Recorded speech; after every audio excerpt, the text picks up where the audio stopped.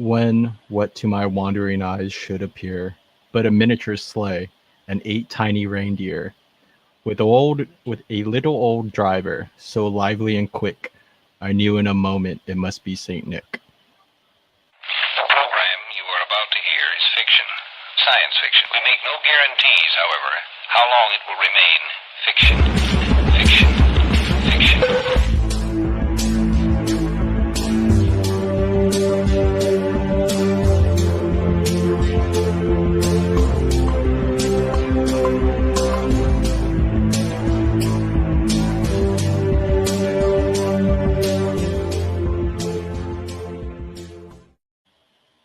Holly jolly salutations. I'm Mike and welcome to ExoFathom. I am joined with my lovely co-hosts Nick and Ayla. How's Monday? It's beginning to feel a lot like Christmas. Oh. Awesome. How you doing over there, Ayla? Oh, well, a holly jolly salutation to you too, Mike. I'm doing just fine. Just fine. Have y'all got a Christmas tree? Yes. No, well, I got Christmas clippings from Trader Joe's, like the $3 satchel. I like the smell. Nice. I just keep a fake tree year round and just use that. Year That's round. the easiest thing. Yep, it's just always up. I'm always in a Christmas mood. I dig it. I dig it. Yeah. So tonight we're going to talk about Santa Claus and all of the lore. It ends up being a whole lot of history from a whole lot of different places, but I'm going to do my best to focus in on, I guess, North American and slightly English type lore. But before we dive into that whole academic thing, has there ever been a toy you wanted that Santa Claus just never brought you? Oh, yes. That's a good question. Go ahead, Ayla. Oh, yeah. Well, my entire childhood life, I wanted a dollhouse, and I kept asking Santa, what's up? At least a doll condo or a doll tiny house, something. But, never did he come up with a nice little homestead for me. So, that's okay. Don't sound bitter about it. Yeah, don't be mad. No, you can. Never mind. Let's just say I made friends with other people that had dollhouses, so it was okay. Okay. Yeah, I'm trying to think. I don't know. Maybe it's just shout out to my parents for being good Santas, but I'm trying to think if there was something that I really, really wanted but never really got. It's kind of hard to think about that type of stuff because I don't know what I really wanted. Hold on, slow down. Are you saying you're a non-believer? Well, no, I should have reworded my sentence there. The emissaries of Santa, aka my parents, did a good job. So I mean, I don't necessarily think that there was any time where I was like really bummed about not getting something. I mean, like if it was, it would have been something like, really big ticket, like a video game console or something like that. But everything else is Santa always did pretty darn good. Nice. I wanted one of those like giant Nerf guns when I was a kid. There's like maybe like a kind of like a minigun type thing. But for some reason, Santa was just like, no. I think I was just a bad child. That's what it was. Yeah, it doesn't instill much confidence if you're already breaking things and you don't have a giant Nerf gun. It's like, oh yeah, let's just add that to the Oh, you know what I did want? I wanted one of those super soakers that had the backpack. Where you could those are awesome. You could just like fill up. It was like a flamethrower, but for water. You freaking would, Nick. You're such a trickster. Fun. Yeah, I feel like super soaker fights always escalate into like two kids with hoses. Yeah. Especially if you don't have like, you'd have like the PP50 or whatever, and it's like you get like 5 or 6 squirts out of it. But then you have a friend who has like, as I said, like the water backpack one where it just blasts you like it's a fire hydrant. Yeah. It continues on that Christmas tradition of giving your friend the worst toy. out Oh, of yeah. whatever you got. Yeah, definitely. You fine. Yeah, that's cool. So I'm not too sure how I really want to attack this. I guess we can start with just this merging of symbols, because what I found is like Santa Claus becomes a mix of Saint Nicholas, Father Christmas through this Dutch thing, Sinterklaas, and then you have some like German, pre-Christian things with the Yule timing. Yule, Mm. yeah, the Yule Yule? celebration. Yeah, basically Yule. all of these tends to center around the winter solstice. So that's where you can almost see it as like I guess as a pagan thing too, Hmm. where people are celebrating like the shortest day of the year, and for good harvest next year and all that stuff. Um, so I guess I can just start off with Saint Nicholas real quick. Saint Nicholas of Myra was a 4th century Greek Christian bishop of Myra, uh, now in like Lycia, that island that I believe we talked about it when we talked about oh, not Pythagoras, the guy that made the statue that came to life that he fell in love Pygmalion. with. Pygmalion, thank you. Mhm. So I believe it's the same island. Nicholas was famous for his generous gifts to the poor, in particular presenting the 3 impoverished daughters of a pious Christian with dowries so that they would not have to become prostitutes, which seems like a pretty solid thing of St. Nicholas to do. He was very religious from an early age and devoted his life entirely to Christianity. In continental Europe, more precisely the Netherlands, Belgium, Australia, the Czech Republic, and Germany, he is usually portrayed as a bearded bishop in canonical robes. Like you see this like, yeah, you'll see too as I go on. Like it seems to be something with the beard that all gets filtered into one single image. So Father Christmas is the traditional English name for the personification of Christmas, although now known as a Christmas gift bringer and typically considered to be synonymous with Santa Claus. It's been more popular here in the States, but it's known as a much older English folklore, this Father Christmas. The recognizably modern figure of the English Father Christmas developed in the late Victorian period, but Christmas has been personified for centuries before then. And then Sinterklaas is just Saint Nick. Sinterklaas is a legendary figure based on Saint Nicholas, the patron saint of children. And it's actually a pretty dark story how he becomes the patron saint of children. It's like half mistake, half cannibalism prevention. Other names for the figure include the saint, or the saint, the good saint, or the good holy man. Um, what I find most interesting is like this purity around Saint Nicholas. Even when it comes to like this midwinter event called Yule and like the German stuff, uh, uh, he still seemed to be like only helping the good kids. Well, on the bad side, it seems to be Krampus handling all of that. We could talk about Krampus in a bit too. But with the Christianization of German Europe, numerous traditions were absorbed into the Yuletide celebrations into modern Christmas. During this period, supernatural and ghostly occurrences were said to increase in frequency, such as the Wild Hunt, a ghostly procession through the sky. And the leader of the Wild Hunt is frequently attested as the Norse god Odin, bearing a bunch of names, but basically meaning Yule figure, and also meaning long beard in Old Norse.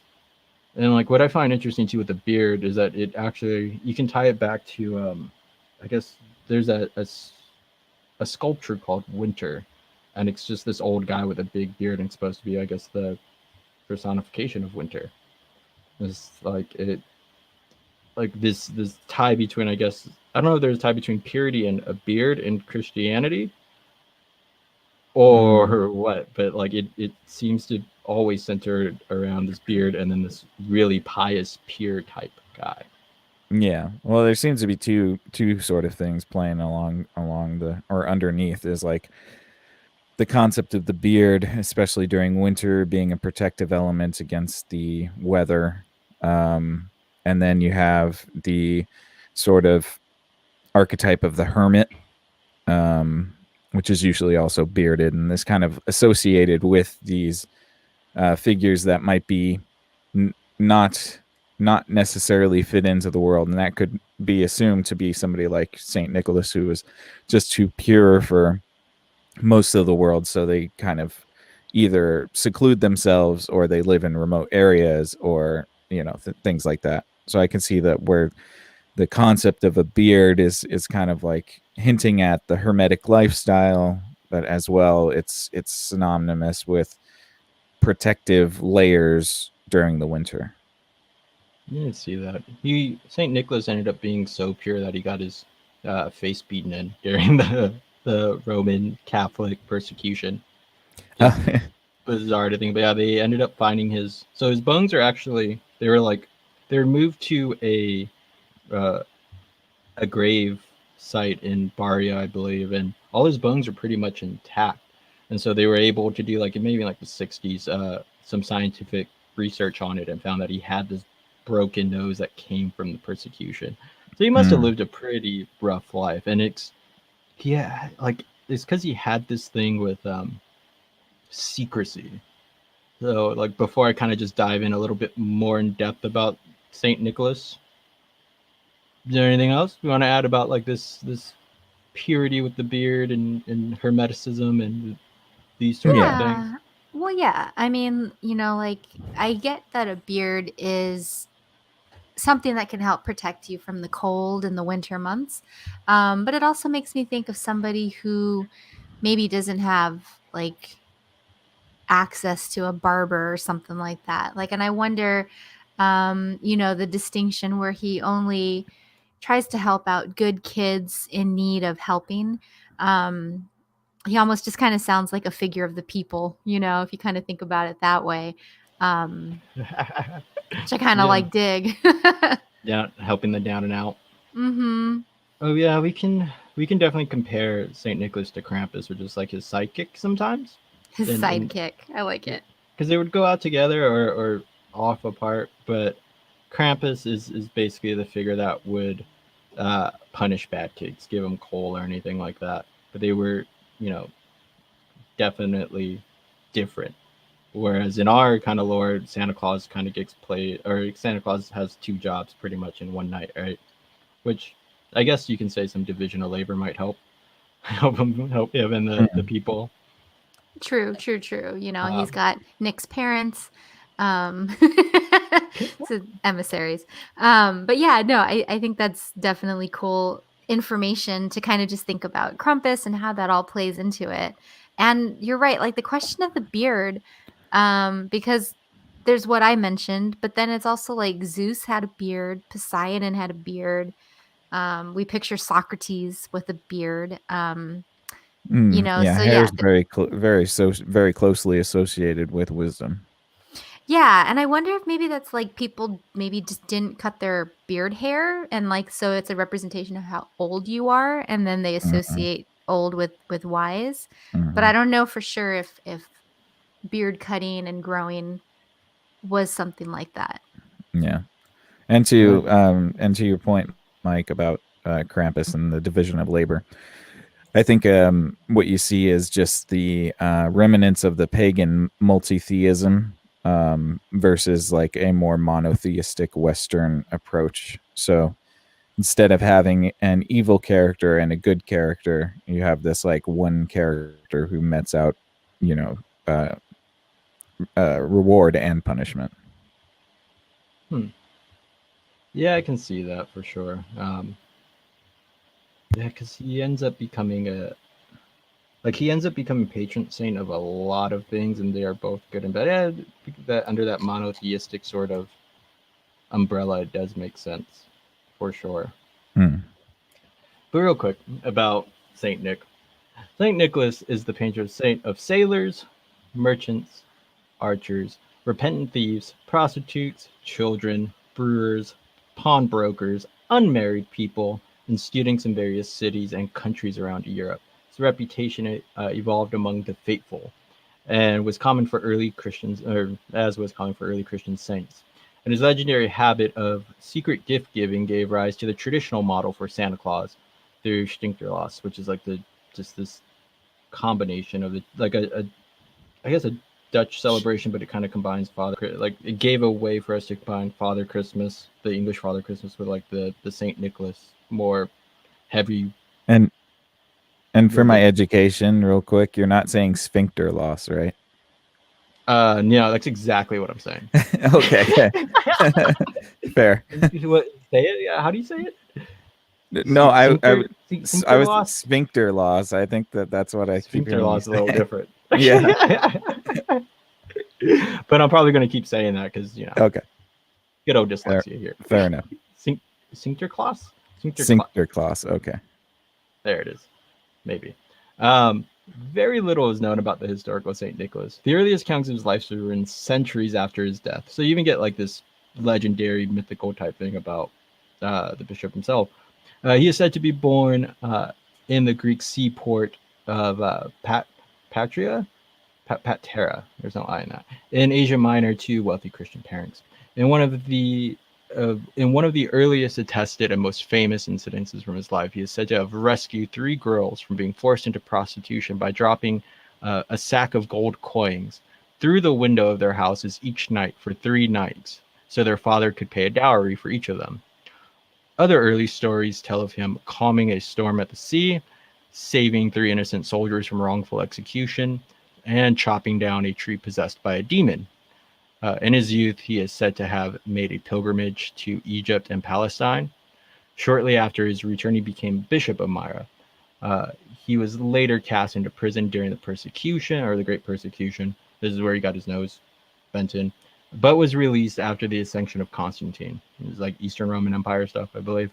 An early list makes him an attendee of the First Council of Nicaea in 325, but he's never mentioned in any writings by people who were actually at the council. So he's like this weird figure in the background, maybe. Mm. But he is a favorite of sailors, fishermen, ships, and sailing, which kind of gives him this identity as being the Lord of the Sea, which ends up becoming a Christianized version of Poseidon in some sense, which I thought was pretty interesting. Yeah, in modern Greece, he is still easily among the most recognizable saints, and the 6th of December finds many cities celebrating their patron saint. He is also the patron saint of all of Greece, and particularly of the Hellenic Navy. Nicholas had a reputation for secret gift giving, such as putting coins in the shoes of those who left them out for him, a practice celebrated on his feast day on the 6th of December. For those who still observe the Julian calendar, the celebration currently takes place 13 days later than it happens in the Gregorian calendar and revised Julian calendar, which brings up the issue of like time. This is where time bothers me. Yeah. What's like I wonder what his deal was though with the secret gift giving, because in that story where he's kind of saves those the 3 prostitutes in a sense night, one of them finds him doing it, and he's like pretty much like, don't tell anyone I did this. And Yeah. maybe like that layer of secrecy I find interesting, because you don't get any, like, what's the point of slaying the dragon if you don't tell anybody, right? Yeah. Well, I mean, there's a lot of interesting things in all of what you said. I'm just going to rewind for a second because you mentioned that he took a trip to Egypt, and I'm wondering if he went to any of the mystery schools and sort of the more esoteric knowledge about the world. You and the And mystery perhaps, schools. well, I'm just saying. But I love They were a it. big thing Continue. about anybody who was initiated, into the sort of upper echelons of society, made trips to Egypt and Eleusis and stuff like that. So I think that's kind of interesting. It would be kind of a cool book, Santa's Trip to Egypt. Or He makes it every year. What do you mean? yeah, he does. That's true. But yeah, and I just think that's pretty interesting. But also, I think there's also this, as far as the gift giving, like, it makes sense that it would happen in the winter when people have less resources, and if you're somebody of means, maybe you wanted to, give those resources to the people in need. Perhaps if he were, in a governmental system in which he were caught giving charity, it would almost be a slight to whatever empire he was under, that the empire wasn't able to provide for the people. And perhaps the power system didn't like that sort of image. This Santa Claus in my mind is starting to get like a totally different picture from what we normally think. Now I'm envisioning this like It's buff just like guy. revolutionary. Yeah. Yeah, this revolutionary buff bearded man who like fights demon trees. Is that what Yeah. they said at one point? Really chopped it down as a He kid. Chop down So, a demon But yeah, as tree. a kid, okay, so he's like a young Ed Warren. You guys know the Warrens, right? Like all those Insidious movies are based on the couple that like fights demons and stuff. So Oh, he's okay. like a Ed Warren, Batman, Aquaman, he's like I don't know, Poseidon. revolutionary Poseidon man. Yeah, that's wild. and Odin as well. And Odin. Yeah, let's not forget that. But no, I love the secrecy element as well. To be more serious, I listened to a meditation today from my Calm app. We're not sponsored yet, but we are open to it. But they had a little 20-minute meditation on kindness, and I thought it was really cool that they were emphasizing the secretive element. One of the things they were highlighting is that a lot of times people might act kindly or nice to others under some sort of like pretext that means they're ensuring that people are kind and nice to them in return, which I thought it was really cool that they highlighted this because it makes sense. You're not kind to other people because you're trying to get something. Like you should be kind to people because that's something you just want to do or just want to be good. So I can also see how that ties in with like the religion aspect and how it kind of goes into that root because he's sort of this patron saint of goodwill. But at its core, not goodwill because you're trying to get into heaven, not goodwill because you want someone to give you secret gifts back, but pure goodness, which is He could kind have of been. He could have also been practicing white magic or something like that. oh, you know. Nick.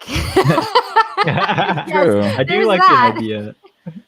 Yeah, I do like that idea. I do like that he was like because there's so little that's known about him. And it would be interesting to find out like where he went at in Egypt, and then like yeah, the secrecy kind of plays into that Christian idea, right? Of like you give just to give.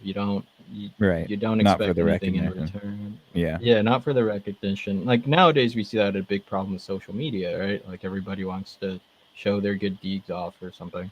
Mhm. But you give simply to give, yeah, not to get into heaven, not looking for any like payback or anything like that. And I guess if for him it made him because he was from a rich family, it made it a bit easier Yeah. Yeah. for him to give away those resources, which also makes sense too. Like even with philosophers, you find a lot of them coming from richer families as you get more modern, which is interesting to think about. Mhm. Yeah, and I think that there's something there too. Like if let's just say he went to the mystery schools and was knowledgeable about okay, you know what? Let's just say. Sorry, that's my last giggle. I'm Okay. listening. Anyways, At least go if ho ho ho ho ho. yeah, there you go. If he were to have gone to some sort of mystery school back then, it would have been had to do with that sort of hermeticism, elusis, sort of hodgepodge of ancient Egypt and ancient Greece and a little bit of the Middle East. It also says what he was born in Asia Minor. I believe that's probably somewhere in the Middle East, right? Yeah, specifically Lycia, so that island we were talking about. Okay. But yeah, I mean, I would assume that there's elements of that sort of gift giving and surprising and making people's lives better that is wrapped into that mystery school stuff too, because it's all about causal and attraction, and it's all about putting out energies and all that kind of stuff. So don't knock it, Ayla. You never know. And if that's the path Hey, to I'm like, down. that's I the have my path candles. to like give honestly, then why not, right? Like you're not. Mm. It's good when you give without expectation. Yeah, definitely. Oh yeah. Well, and I think too, if you're engaging with the world with this sense of reciprocity, I don't really feel like that's ever going to give you a full sense of freedom or autonomy. So if you don't really expect anything, you can just kind of float and rise above everything, and you're just doing you, which, yeah, it's kind of like a purist way of approaching things. Yeah. Which would Well, definitely reinforce why it should have to be secret, because that's probably a pretty radical act in times back then when conformity was probably the norm, right? Yeah. Yeah. mm, Well, okay. And then, like, thinking about, your angle, Nick, and how Saint Nick fought a demon, or what is it, chopped down a demon tree as a kid. Um, yeah. I don't know. I mean, there is some element of magic in that one story, but I'm sure you can kind of weave that through as a lens for all the other things that he did.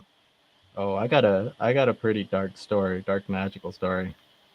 With probably Ooh. using a bit of white magic though. You ready? Oh yeah.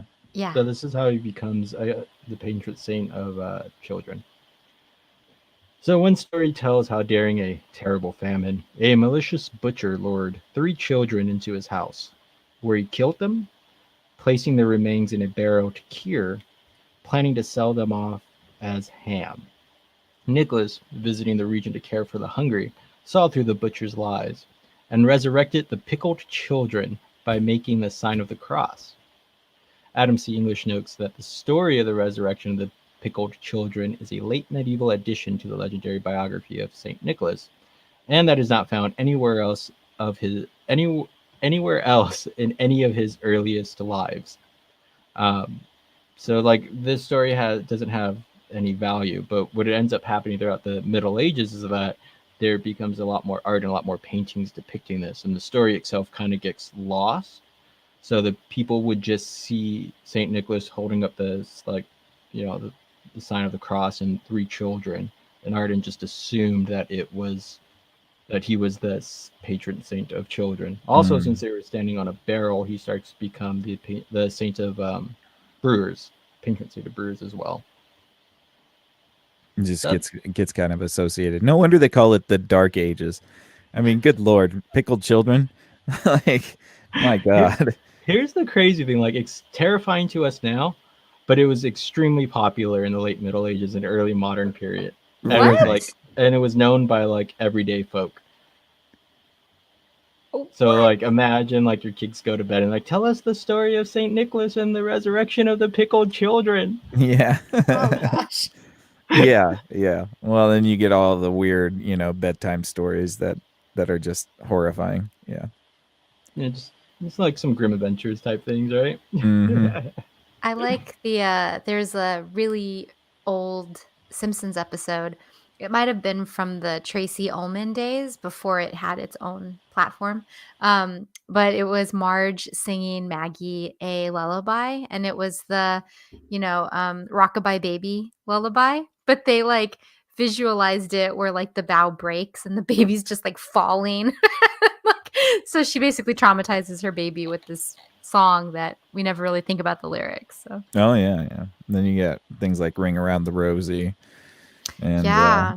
it being about the bubonic plague or the scarlet fever or something. I believe that's probably what it was. It's Ashes to ridiculous. ashes, we all fall down. Yeah. Like, it's Oh my real dark. gosh. And then Yeah. like right now you have the like what is it? What was it? It was like I wash for 1 minute, or I don't know. There's like a whole song about like wash, wash, wash, dry, dry, about the current situation. So Ah.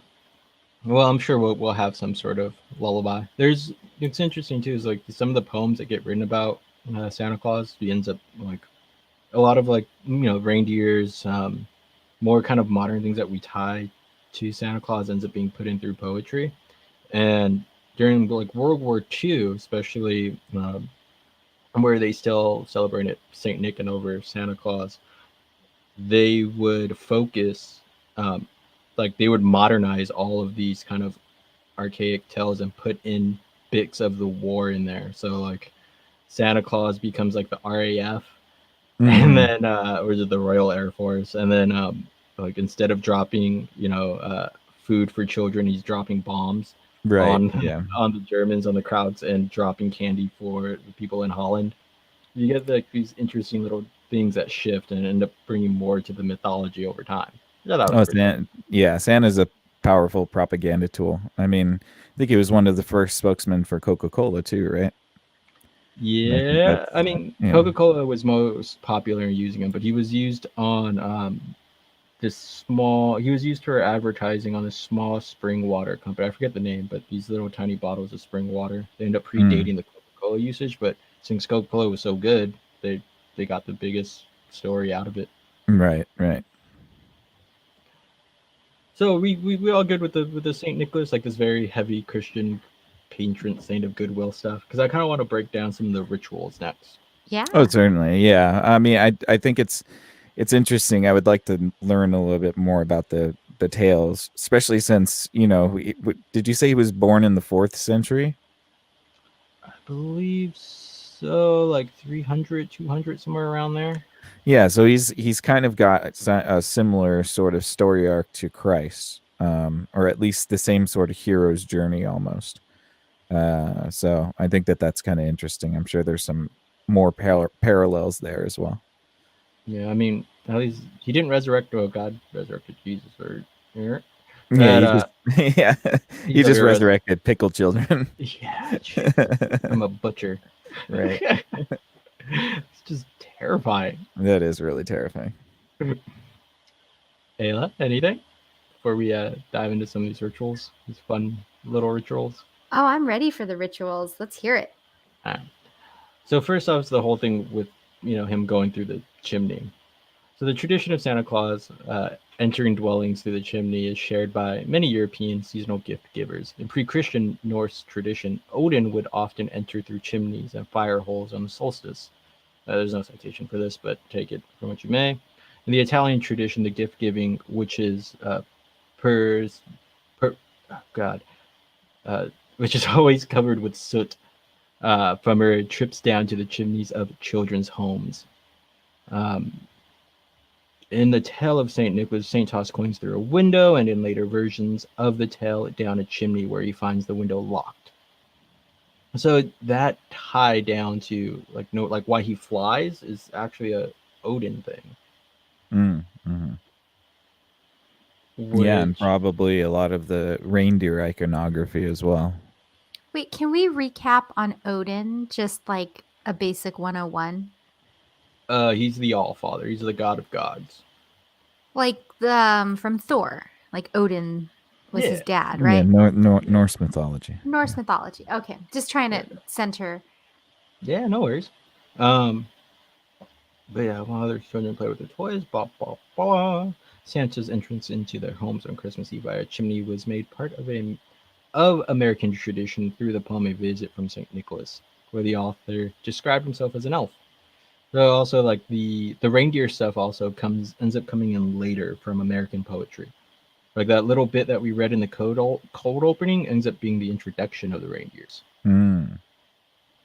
And then originally they didn't fly, I believe. They just jumped really far.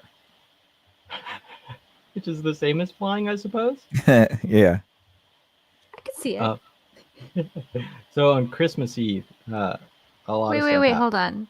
I'm just going back to the cold open because you talk about a miniature sleigh and tiny reindeer. So I just got an image of like those.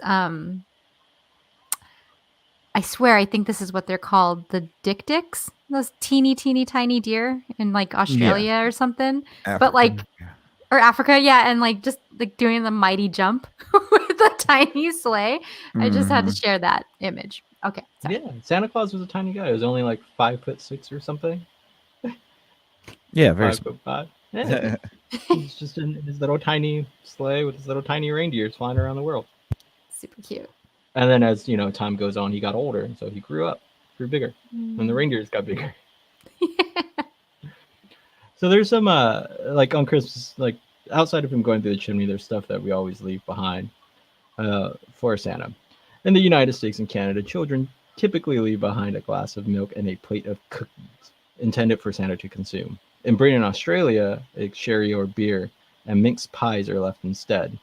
In Denmark, Norway, and Sweden, it is common for children to leave them rice porridge with sugar and cinnamon instead. In Ireland, it is popular to leave Guinness or milk, along with Christmas pudding or mince pies. I gotta tell you, out of all those, it seems like Ireland would be the best place to go drop off some toys.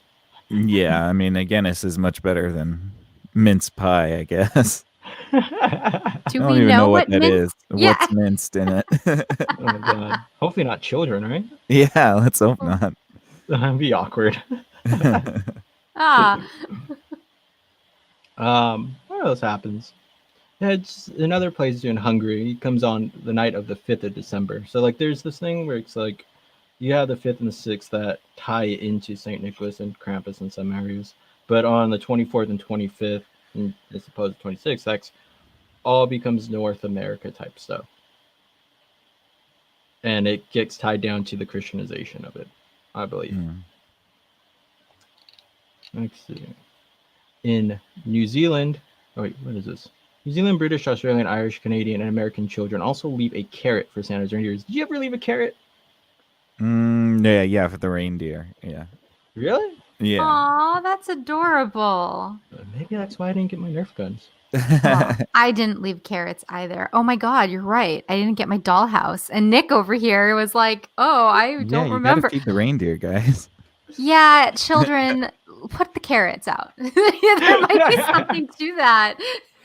Yeah, it's kind of sad now that I think about. Oh man, Yeah, I gotta reindeer go get Yeah. some eat carrots. cookies. They're the ones that make the sleigh go, guys. You gotta make sure you fill up the car. Nick, you're before you can adorable. travel. You're like, reindeer do not eat cookies, guys. What are you No. talking about?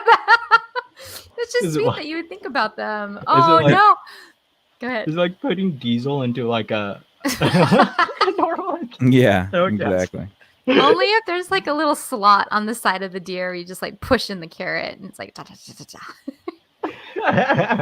But actually, I remember a really sweet story, and that was that Nick said one year his dad put like flour on the floor and made little like hoof prints in the Yeah. powder, which I was Yeah. like, that's And amazing. Footprints out the sliding glass door. Yeah.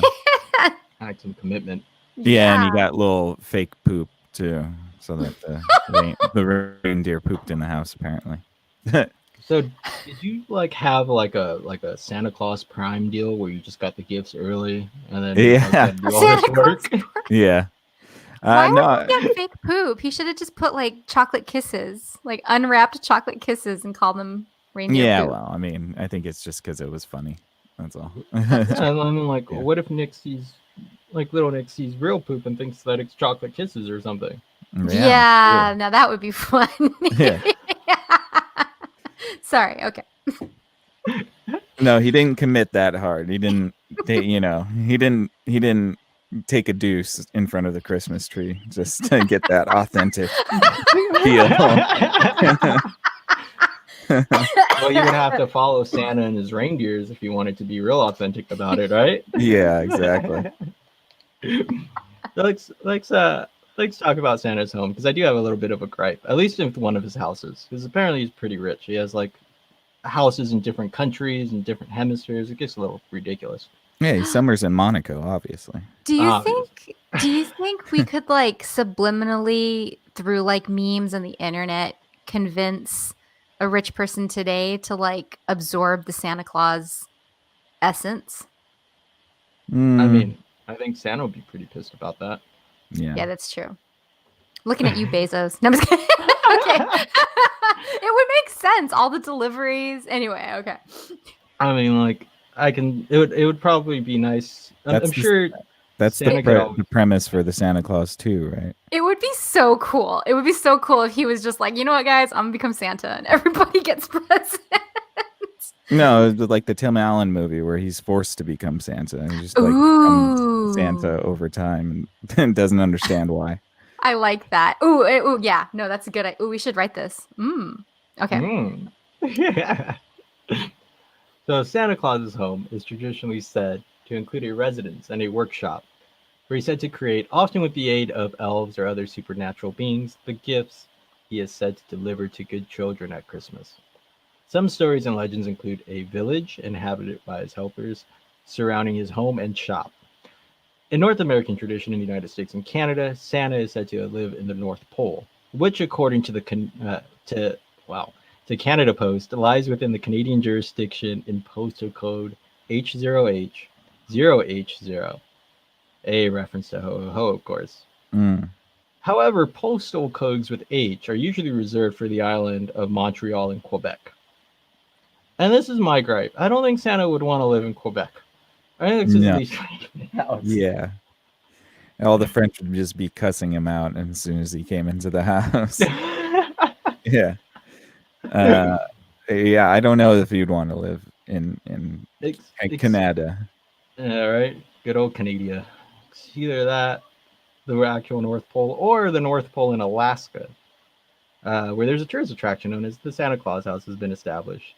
The zip code is 9975, and it's actively, given out to the world so kids can mail letters to Santa, which ends up happening a lot. Oh, I can imagine. Yeah. Crazy amount. There's also different ways to get them delivered up to the North Pole. Like you can send it through the postal service, or in some countries they actually write down like what they want and the good deeds that they've done and then burn it. But that's less common. That's going out of style. And then another one is to take it, put in it, wrap up the letter and put it on a helium balloon and just let it drift off to the sky. Which is kind of cool. I mean, yeah. Pollution. Hopefully it makes it. But it's hopefully it makes it there. That wish is not making it there. I'm sorry. Don't do that. What would you do? Just trust our postal service? No. I think I would go to one of those little like Santa village places and put it in like a little box. Could you imagine being the postal worker that has to deliver to the North Pole location in Alaska? Like you're like driving through feet of snow. You have to get over there, and it's just a bag full of letters. Like I don't know. I would want a raise if I were that postal worker. True. Maybe it's like a privileged position. Maybe only the best of the best postal workers get to deliver Santa's letters. That's what the Postmaster General is. Oh, okay. That's his job. To deliver letters to Santa. I did. Well, we can't tell anybody that. Everybody write the Postmaster General.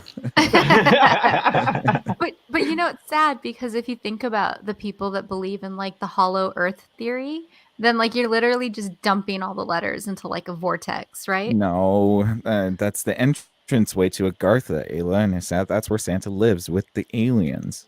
Agartha? And the giants. Yeah. How did you name that location so quickly? Your mind? That's what the center of the earth is called. Wait, like legit or like? Yeah, Agartha or Shambhala. There's a couple other terms, but Agartha is the common consensus term for the world inside the earth. And Santa lives there? Well, I mean, if there was a hollow earth, yeah, he'd probably live either at the rim or inside the hollow earth. Yeah. Dang. Pretty. I'm sure it would probably be warmer than the North Pole. Yeah, I mean, yeah, definitely. Hopefully. You get all of that volcanic activity. Oh, nice. It's like Sith Santa. Like in episode 3, they're on Mustafar. There's lava everywhere. That's what Santa's workshop is like. Any non-believers' letters get thrown into the lava. Yeah. Classic. No. Good old... I want to talk about, I guess, tracking Santa, one of the more modern traditions that we do. So in 1955, a Sears ad with a misprinted telephone number that led to, I think it was Conrad or NORAD, but it led to a government agency. So these people were these kids were calling in Sears to talk to Santa or ask where Santa is. And they end up calling this government agency. And so the director of operations, Colonel Harry Shoup, received the first call for Santa and responded by claiming to children that there were signs on the radar that Santa was indeed headed south from the North Pole. And that began the tradition under the name of NORAD Tracks Santa in 1958. And Canada and the United States jointly created the North American Air Defense Command. Now at this point, I think just simply to track Santa, like to use all of our technological resources to follow him around the earth. I love that. So We were cute. so much better at propaganda back in the day. Honestly, like we want to build this giant surveillance system just so we can track Santa. You guys. Hey, it's for the kids. We have to. Yeah. The kids want to know where he's at all times. And darn it, it's just so wholesome that it's like, oh, yeah, you go ahead and build your super weapon. That's okay. Hey, it's innocent, right? Yeah, it's so wholesome. There's been apparently a bunch of other companies as well that have done this, but Santa tracking has become quite the thing. And emails ends up saving Santa a lot. Do you think Santa has a harder time reading emails or reading actual letters? Or does he have like is he just old school and he's like, I just want letters? So somebody some elf has to print out all the letters to give to him? Honestly, I would think that if he had an email, he probably just doesn't even read it. It's too many emails. You know how you get that when you have like your spam folder and you haven't emptied it in a long time. You're just like, well, all of this is going in the trash. was it Bruce Almighty when he tried to do the email thing? Oh And yeah. he just got slammed with emails no matter what. Mm-hmm. Every second of every day. Oh. I like Yeah. when he wanted to have post-its instead of emails. He just gets blanketed.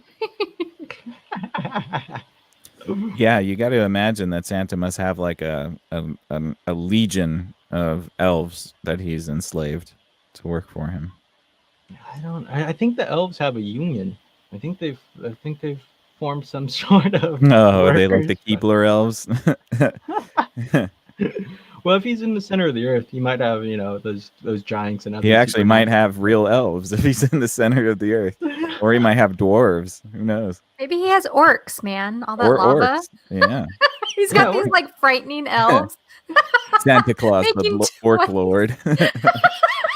That sounds like a Krampus thing. Oh Yeah, my totally. god! But like the Eye of Sauron, like he's watching you when you Mhm. whatever, like he knows when you've been naughty or nice. Makes Yep. sense. He sees you when you're sleeping. That's what it is. Yeah. Santa Claus is Sauron. Yeah, That's the most terrifying thing. yeah.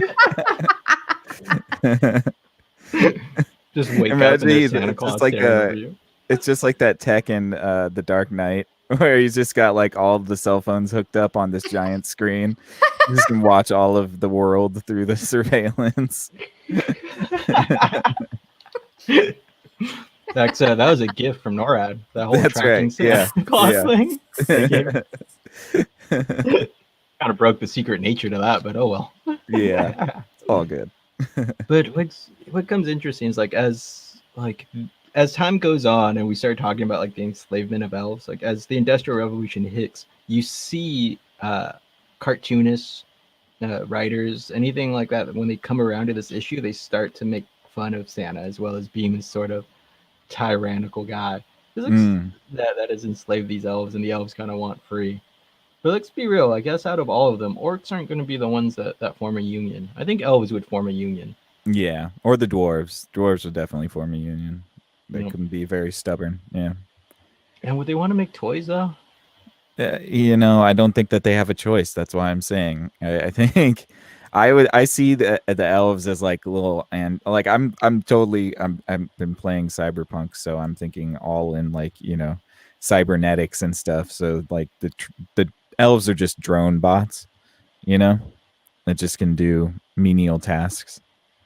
That's kind of the way I see them. I would like that. Yeah, like Santa's just this tech genius that was able to create, elf bots that do all of his manufacturing for him. That It would make That- sense if he's into like white magic and he's really rich. Like he could have just teleported, got the technology, came back, and then, like created his legion of robot elves. Yeah.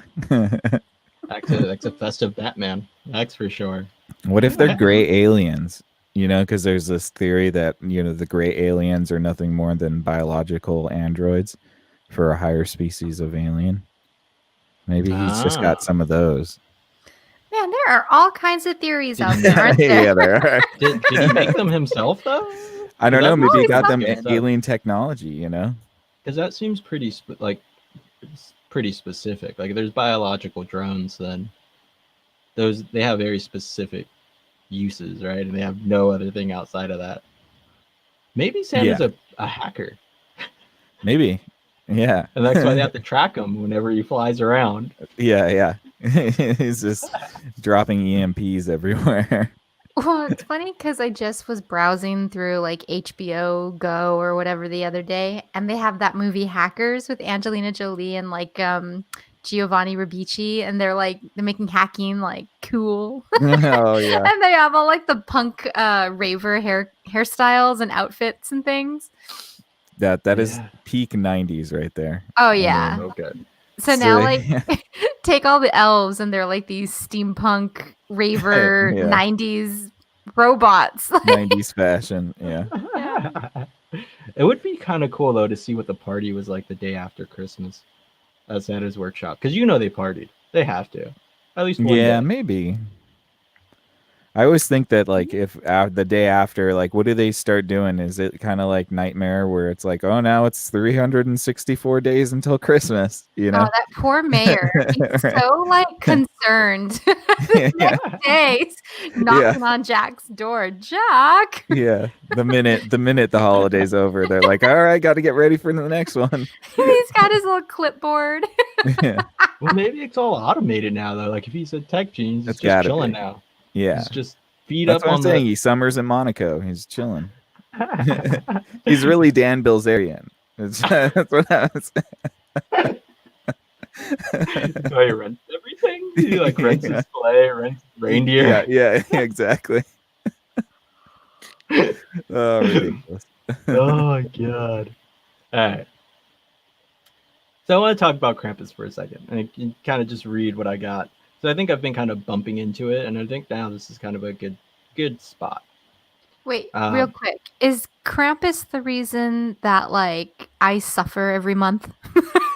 Is there correlation there? That's no different Christian tale. Yeah. Fair enough. I just heard Krampus and I'm like, God, I got a visual of just like hunching over, like, ah. Although pretty sure chocolates work for that kind of Krampus, and milk, whole milk. False. False. Oh damn. So the history of the Krampus figure has been theorized as stretching back to pre-Christian Alpine traditions. In a brief article discussing the figure published in 1958, Maurice Bruce wrote, "There seems to be little doubt as to the true identity for, in no other form, is the full regalia of the horned god of the witches so well preserved." This horned god of the witches being Krampus. The birch, apart from its phallic significance, may have a connection with the initiation rites of certain witch covens, rites which entailed binding and scourging as a form of mock death. The chains could have been introduced in a Christian attempt to bind the devil. I believe it's talking overall like a painting in particular. But then again, it could be a remnant of pagan initiation rites. Discussing his observations in 1975, an anthropologist wrote that the St. Nicholas festival we are describing incorporates cultural elements widely distributed in Europe, in some cases going back to pre-Christian times. Nicholas himself became popular in Germany around the 11th century. The feast dedicated to this patron of children is only one winter occasion in which children are the objects of special attention. Others being Maritimus, the Festival of Holy Innocents, and New Year's Day. Mass devils acting boisterously and marking nuisances of themselves are known in Germany since at least the 16th century, while animal mass devils combining dreadful comic antics appeared in medieval church play. A large literature, much of it by European folklorists, bears on these subjects. Austrians in the community we studied are quite aware of heathen elements being blended with Christian elements in the St. Nicholas customs and in other winter ceremonies. They believe Krampus derives from a pagan supernatural who is assimilated to the Christian devil. In Central European folklore, Krampus is a horned anthropomorphic figure described as half goat and half demon, who during Christmas season punishes children who have misbehaved. This contrasts directly with St. Nicholas, who rewards the well-behaved with gifts. Krampus is the companion of St. Nicholas in several regions, all in Europe. The origin of the figure is somehow unclear. Some folklorists and anthropologists have postulated it as to having, again, pre-Christian origins. So like, I wonder if like you get this god and devil just wandering the earth, because that's what we're getting towards, right? Like this omniscient figure, Saint Nicholas, who sees everything apparently, as later time says, can give you gifts if you're good, whereas Krampus deals with you if you're bad. Yeah. And is also And of tied course, to like pagan things. Sorry, I didn't mean to. yeah. Well, Also tied to nature and the cruelty of the winter, and yeah. yeah. And if you just look up an image of Krampus, he's very Devil like. I mean, that is not somebody you want to hang out with. And going back to like descriptions of Saint Nick as this Odin like character, yeah, it totally seems like the two forces get to walk the earth on this day and like, I don't know, give you micro versions of heaven and hell. Yeah, they're like a little microcosm deities, They're the earthly god and devil, you know what I mean? Sort of like middle management. But yeah, I think it's Middle interesting. management. Yeah. I think it's interesting that there's always this sort of natural tie to the evil. So Krampus is a satyr, apparently. He's half goat, half demon sort of thing, which ties to Pan, which ties to the word of panic. And then you have like the sort of the pagan animal worship that was going on back in those days, and the sacrificing that was going on. So these get all tied together and vilified because you have an emerging religious system coming into play. Yeah, and the death of an older religious system, because that Pan stuff again comes like from pagan traditions, right? And Greek, there's some Greek influences again with Santa Claus, but all those have to be kind of pushed down for this Christian interpretation to come up, right? Yeah, I can definitely see Krampus as being just like this bin of the like whatever was whatever was labeled as heretical during whatever Christian time we're talking about. Yeah, the antithesis to the good, Yeah, the anti-good. The anti-good. Yes. But I find it interesting that like the punishments were always a gift. Like you either got coal or you got something really sweet. Yeah, I think that probably ties down to the necessity for survival during the winter too. So like even if you were bad, you were still getting something that was going to be useful. A lump of coal still burns and gives off heat. But if you're good, you might get some food, so it all comes down to like this necessity to survive the winter. Because winters were really harsh back in the day. I just had a weird thought. I'm going to try not to lose it. So Krampus is kind of this like middle management god figure that you get if you're bad, and he gives you this coal, which is a necessity. So then you have the good guy, and he's rewarding good behavior but I guess what I'm trying to think about is highlighting that necessity aspect. You were just talking about it, and it made me think about like, if this is about actions and deeds, then maybe it's also recognizing selflessness versus self-preservation.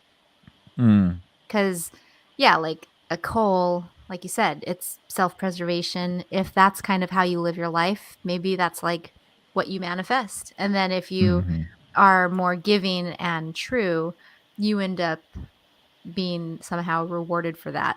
Yeah, what comes back is rewarded in kind for sure. Yeah. That's very witchy too. That's like practical magic, where they're like, what you put out comes back 3 times. You. It is. You laughed at me. I did. I'm coming over to the dark side. I just you mean the light side. The light side, yes. The gray side? Yeah, there you go. The tiny grays.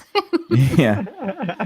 No, but I think that that's very right, Ayla. There's the concept that if you do good throughout the year, then on the day that the judgment comes, you'll be gifted with, threefold your output or whatever. If you're only really interested in yourself, you're still going to get something, but it's really only going to be something that you can use. Yeah. Yeah. I never really thought about it like that and that self-preservation aspect, but there's something to it, I think. Mm-hmm. No, I think it's intriguing. You're right. But what if you don't have anything to burn a coal in, though? Yeah, that might be an issue. Shit out of luck, man. Yeah. Yeah. That would have sucked though. You're like, well, I don't have any matches. Like I'm I have no thinking about heart. like Survivor. Yeah. So do you want to hear some modern adaptations to seeing Santa? Mm-hmm. Because I'm oddly, mean- I think I've ran through this so fast that I'm oddly running out of stuff. No worries. So I'm like scrolling around the notes and I'm finding some interesting little things that I forgot to mention. Mainly due to this year, Santa has kind of avoided going out in public. Turns out he's not so immune. So now No. he's doing Zoom Santa calls. Oh yeah. Oh gosh, try explaining that to your kids. Well, Yeah. sweetie, He's we're an not omnipotent being, but he can't come around because of the coronavirus. you've seen him every year since now, and we told you he's totally real. But today, Yeah. Today Uh, you're not gonna be able to see him this year. Sorry. yeah, On the fair note though, if he does Zoom calls from the warehouse, from like is I mean, that would be pretty cool. You could get if you could find a Yeah. Santa that's doing that type of thing. That's pretty cool Oh my see gosh. some behind the scenes, some proper Yeah. behind the scenes. for sure. You hire Yeah. some actors to play, elves, and get like a warehouse, and yeah, totally. Dude, And I'm by the- surprised no one's done that. That is such a They good should. like money making idea. Jump on Mhm. that, listeners. All 14 of Yeah. you. For real, if you could create like a really lifelike sort of Santa experience and then give that to parents, that would be really cool. Mm-hmm. But I just find the adaptation impressive. It seems more efficient if you could just like group call children. Yeah. Yeah. That's how he deals with it. It's so personal. Although that would be a really, really long Zoom meeting. Oh You my would be God. like the professional of the most Yeah, professional. try getting that level. many kids on a Zoom call. Come on now. Hey, if you say Santa. Maybe. Santa. Real quick. I got some notes on his distribution center. 'Cause it's Mm. pretty big. I would love to see some behind the scenes of Santa's distribution center. So his main distribution center apparently is a sight to behold at 4 million square feet, or Whoa. or 370,000 meters squared, if you're non-American. It's one of the world's largest facilities. A real-time warehouse management system is, of course, required to run something so complex. The facility makes extensive use of task interleaving, literally combining dozens of DC activities, putaways, replenishing, order picking, sleigh loading, cycle counting. In a dynamic queue, the DC elves have been on engineered standards and incentives for 3 years, leading to a 12% gain in productivity. I feel like they haven't automated then. The WMS and Yeah. transportation system are fully integrated, allowing the elves to make optimal decisions that balance transportation and ordering picking across DC costs. Unbeknownst to many, Santa actually has to use many sleighs and fake Santa drivers to get the job done on Christmas Eve.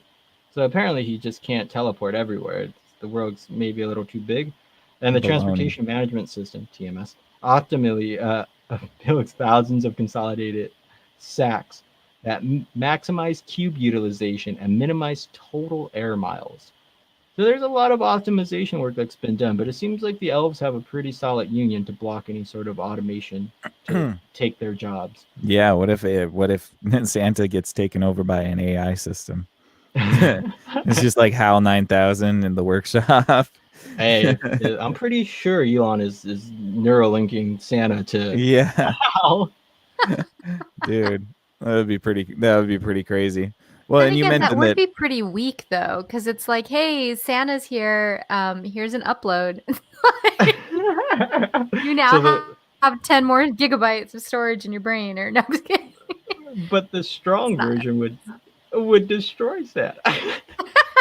we need true. I don't want Santa to be completely taken over. yeah, Like have like just- some Terminator Santa. yeah. Terminator Santa. I mean, Terminator Santa. I've already have this vision of a buff Santa now, so it fits with the mold. Buff, demon slaying, demon friendly, secret Batman, gift giver, Batman.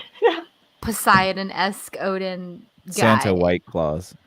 I mean, actually, Yeah. though, it would be kind of like a hipster-looking Santa, like those buff I said CrossFit Santa guys. White Claus.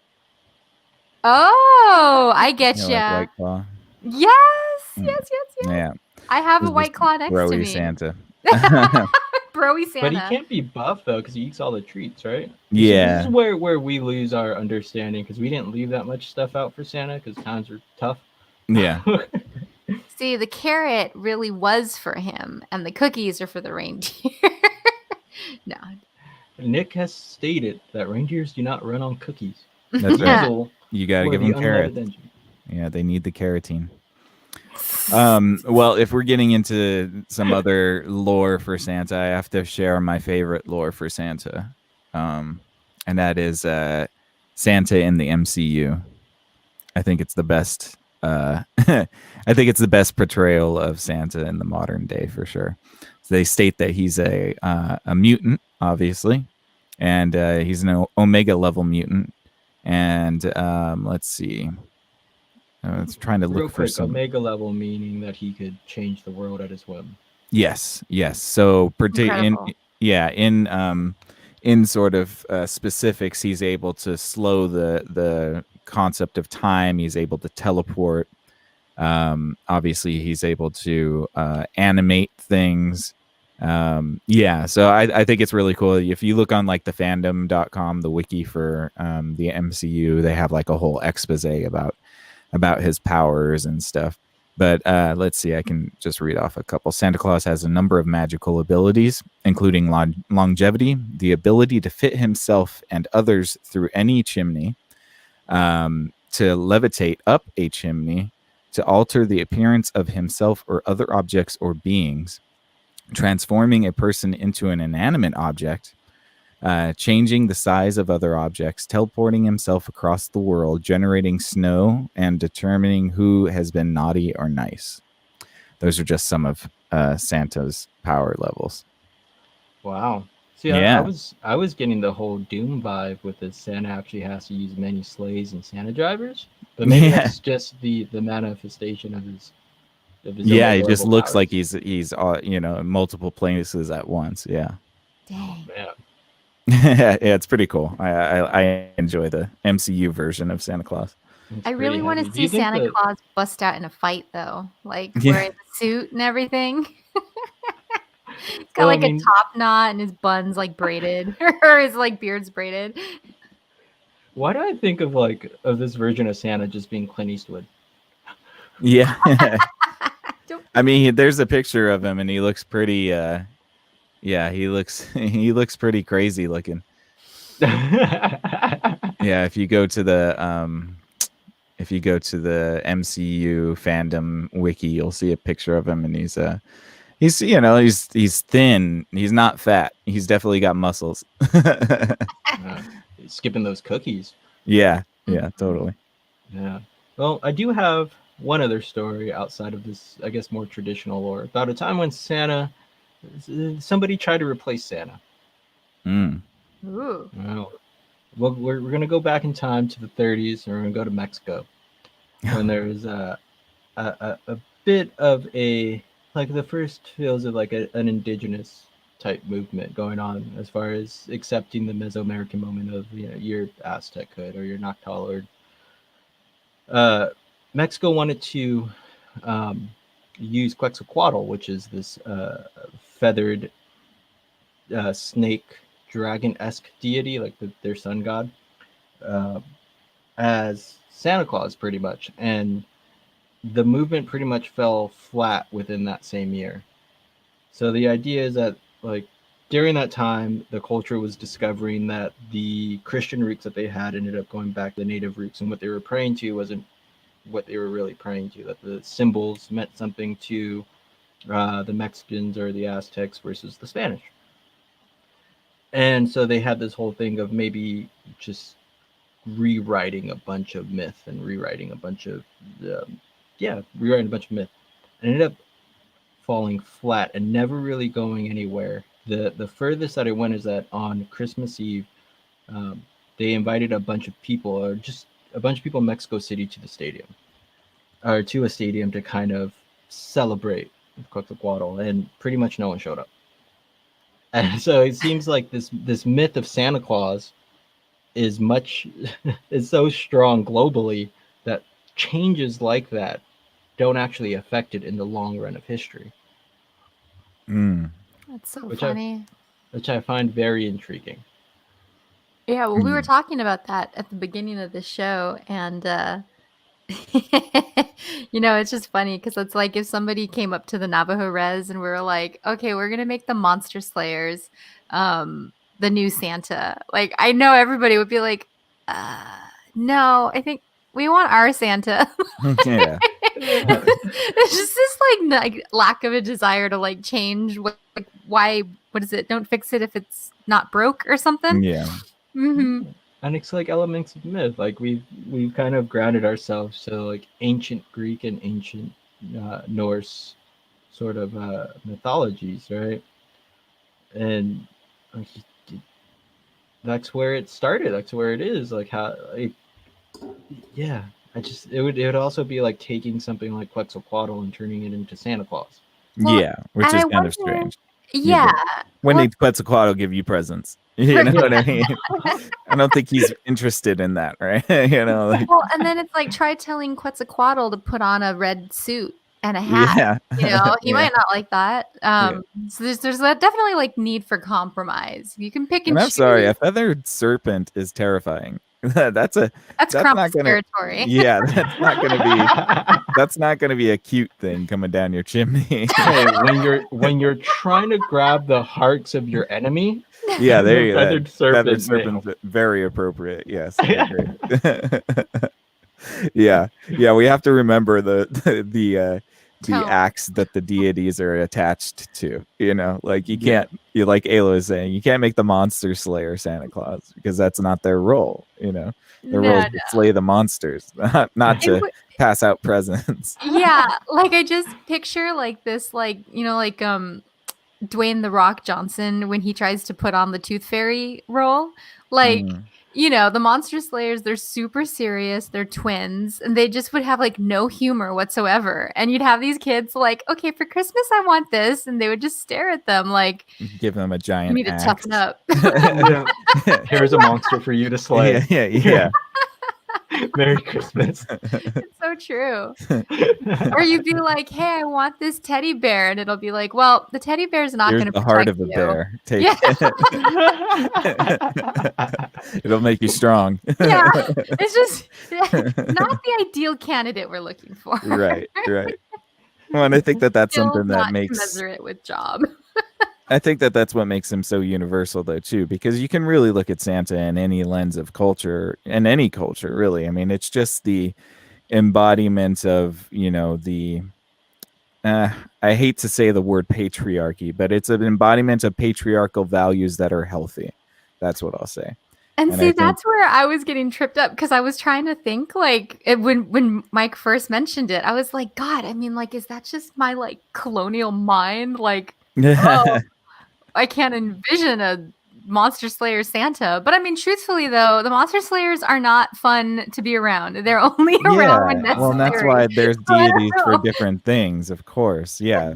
Maybe Santa has like a what is it, a Lincoln Vampire Slayer type vibe? Maybe like he's transcended his anger and he's like this really nice giving guy, but secretly he's out there just angrily slaying monsters. Yeah, maybe. That could be it. There could be like a compatibilist Santa. Alternatively, though, kind of building off of what Nick said, there is a a producer who spoke about Santa recently, in 2011, as a positive male cultural icon, Mm. and really the only cultural icon we have who's male that does not carry a gun and is all about peace, joy, giving, and caring for other people. Yeah. Mm. For him, that's part of the magic, especially in a culture where we've become so commercialized and hooked into manufactured icons. Santa Yeah. is much more organic, integral, and connected to the past, and Yeah. therefore connected to the future. Like he's integrated. He's like this part of time is Hmm. now integrated with everything, and so we kind of can't get rid of this positive, like the one positive culture icon that no one will ever come after. Yeah. Can't Mm. Yeah. cancel Santa Claus. No, you can't because Yeah. it's literally just the best things. You know what I mean? And that's I thought you were gonna say it's just the best ever. yeah. But it's just the best embodiment of humanity. It doesn't even have to be just male humanity. It's just humanity in general. You know, That's like true. the, Phyllis was a the good Santa Claus. that's true. She was. Mhm. But it's the giving spirit. It's wanting to take care of others. It's wanting to help others who are downtrodden. It's the selflessness. Those are all human characteristics that we hold as the highest things. Ooh, And and so, it's that old vibe too. yeah. Like having the elder that Mhm. like is really warm, not the scary elder, but the one that like, if The somebody grandparent. Yeah. yeah, like if you get in trouble at school but you can't really tell your parent, it's that grandparent you can tell, which is so Yeah. sweet. Yeah, Definitely. wow, I get it. It's pretty cool. I'm all out of Santa stuff. Awesome. That was a fun episode though. Thanks for pulling that Definitely. together. I feel like I stumbled through it a bit. I Nah, it apologize was for that. great. No, not Fun at all. convo. Very, very rich history Oh, and dude, very it's interesting to see how important it is to our psyches. Ooh, that's I like do have only a question one though. third. Go for it. Well, the Kris Kringle name, did you find out why that came about? Did I miss that? I got it. Hold on. I was giving a I think it's just another nickname. yeah, but it comes from a poem, I believe. By 1845, Kris Kringle was a common variant of Santa in parts of the United States. A magazine article from 1853 described. Well, let's scroll up a little bit. I believe it comes from a poem. Poem. A poem. A Well, poem. and yeah, because like I do find that the nicknames are funny. Like Saint Nick, I actually never really realized that Saint Nick isn't Um, Santa Claus. I thought it was like Well, Santa he with is. like a Mister, and it was like Santa Nicholas Claus, but Mm. it's Santa Claus. So Saint Nick is different, or is it Saint Well, Nick Santa Claus? Santa is Latin for saint. Santa. Oh, Yeah. look at that! You learn something new Mm. every day. Yeah. And So it's I Saint did like Claus. Saint Claus. Nicholas. Nick Klaus. you know, Yeah. So Saint and Nick. Yeah. that Kris Kringle comes from Miracle on 34th Street. Mm. Really? Yeah. That's Wow. his name under the moniker. Yeah. That's right. That's right. Okay, that's really good to know. And that is a really good movie. I remember watching that as a kid and it's emotional. There's a lot of heart. And yeah, it's very sweet film. So to add on to it, kind of doing a quick little search, Mhm. it was pretty common by 1845 to call things Kris Kringle or to call Santa Claus Kris Kringle. So it might have fell out of use. Oddly, in Pennsylvania, they called it Kris Kringle. Krish Kringle. Huh. Mm. Yeah, someone in the background got mad at me. It's okay. Well, Christopher is Christ bearer, right? So another sort of nod to the Christian tradition. Yeah, no, this Santa Claus is definitely a very Christian based thing. But today we only got to like look at one third of it. I didn't want to like go down the English folklore and then the Danish folklore and the German folklore. I don't think we could combine that Mm. in a good like 90-minute episode. But Yeah, whew, it's a lot. there is a lot. Yeah. Well, Mhm. thanks so much for bringing that to our table here today. That was I do have one last very question though. cool. Yeah, One yeah. last question for you, Joe. Do it. What thing do you want from Santa Claus this year? Ooh. That's a good question.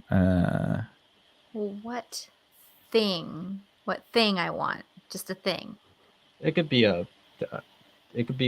whatever you want. Hopefully it's not a human. I don't know. Well, Yeah, I mean, I've always wanted a horse. So, but that horse would need to come with like a stable and like an ongoing way to feed the horse. Horse veterinary. I just bills. want don't I think just that would. want health and happiness for the people that I love. That's all. Thanks, Santa. Oh, it's so giving. No, I want the horse. You got you played. You're interrupt supposed to me. make the selfless. You're supposed to make the selfless request so Santa sees you as good and then gives you stuff. But was that so selfish, Nick? It seemed a little bit That was like a you part had of the joke. planned that. Yeah, well, I was joking back. Gosh. Oh, okay.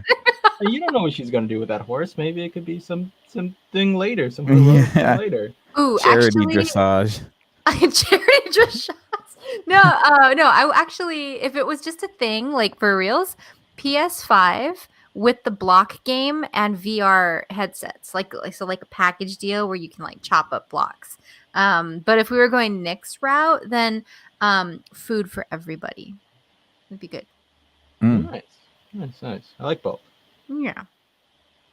definitely. My answer is a secret. Oh, okay. I can't tell. Or It's you want between to you and Santa only. Me and Saint Nick. That's it. That's right. You mean you and Krish Kinkle? Sprinkle out. There's no R in it. It's KRISHKINKLE. They say such funny things in Pennsylvania. I don't know. Yeah, it's the Dutch and the German influence. Well, and it's funny because that's also like for Navajo. My mom, she used to call it keshmish, not Christmas, but keshmish. So there's like that mish mish kind of vibe that I'm like, oh, Krish Kringle. Like I could see it. Oh no, I could definitely see it. I just like giving people. I like giving East Coasters a little bit of grief for their accent. Them weird East Coasters. All right. Well, yeah. Thanks, Mike. That was an awesome episode. A lot of fun to chat about Santa Claus. We hope you guys enjoyed this episode. Thank you so much for listening. We hope that your holiday is a great one. I know Hanukkah is going on currently, so happy Hanukkah to happy any of Hanukkah. our Jewish friends. And happy holidays to everybody else. Merry Christmas, Kwanzaa, all that good stuff. Keshmish. Happy Festivus. Happy Festivus for the Festivus. rest of us. Yep, absolutely. End of and- 2020. Yeah. Well, no matter what holiday you celebrate, we want to wish you a happy one and hope that you get to spend it with the people that you love. And thank you so much for listening to our podcast. If you have any input or questions or comments, please feel free. We have a comment here from our buddy Keelan, my co-host on Screen Time Continuum on Wednesday nights. He says that Santa has a city of mind called elves he cloned. See, this is where I was going with this. Very dystopian. Cloned elves. Yeah. Oh, no. There's no Snoke. Calm Yeah, he's not Snoke. It's not Emperor Palpatine. down. Oh, Yeah. Yeah, it's his granddaughter. No, I'm just kidding. Right. Well, thank you so much, you guys. We really appreciate you listening. I hope you have a wonderful holiday. And yeah, anything else, you guys? I just want to add that Keelan suggests that Santa won the first batch of cloned elves in an off-world poker game, and they now serve him. Oh, okay. Oh, I think that was in relation to the Dan Bilzerian alien comment thing. Yeah. Oh, so- yeah. Well, he's also probably playing that cyberpunk game, too, I'm guessing. Oh no, I told him not to. Oh, is it that bad? Well, I'm not going to get into it on the show, but That's an exo bit. yeah. Anybody who's aware of the situation the game is in right now already knows that. He called it Is the it- situation. Yeah. Is it the new No Man's Sky? Oh, it's worse than No Man's Sky. No. Oh no. Yeah. Oh, But anyways, we might be doing I might be doing a separate game review on Screen Time Continuum for that this week. Stay tuned. But other than that, thank you so much again. And until next time, Cognonauts, stay out there, and we will catch you on the next Exofathom. Good night. Peace. Later.